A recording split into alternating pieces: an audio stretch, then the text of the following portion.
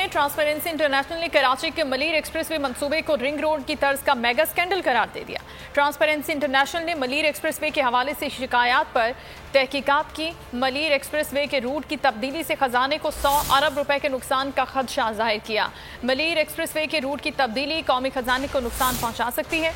वजीर बल्दियात सिंध को खत मलीर एक्सप्रेसवे के हवाले से शिकायत और तहफ़्फ़ुज़ात दूर करने की दरख्वास्त भी की गई।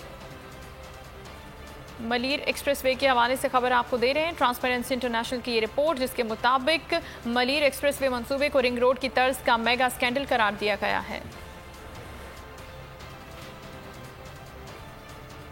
ट्रांसपेरेंसी इंटरनेशनल ने कराची के मलीर एक्सप्रेसवे मंसूबे को रिंग रोड की तर्ज का मेगा स्कैंडल करार दे दिया।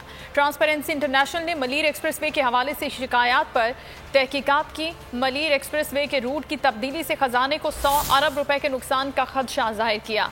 मलीर एक्सप्रेसवे के रूट की तब्दीली कौमी खजाने को नुकसान पहुंचा सकती है। वजीर बल्दियात सिंध को खत मलीर एक्सप्रेसवे के हवाले से शिकायत और तहफ़्फ़ुज़ात दूर करने की दरख्वास्त भी की गई।